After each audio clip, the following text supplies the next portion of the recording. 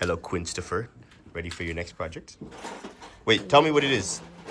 It's a yoga ring, and so like when you stretch, it does things. Like look at the graph on the screen. And then try to. Wait, is it automatic? I can push it. I think it's the right press, isn't it? Two. You want me to put a person on it? Oh, there you go. Oh, so it graphs. All right, it's a little bit of help, but it graphs.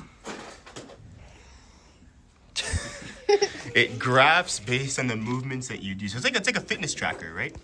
Yeah. Okay. And then I think if we want to stop it, do we press this button?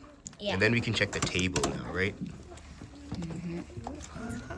Can I have So your can I have my total break now? exercise was. Oh gosh, this is long.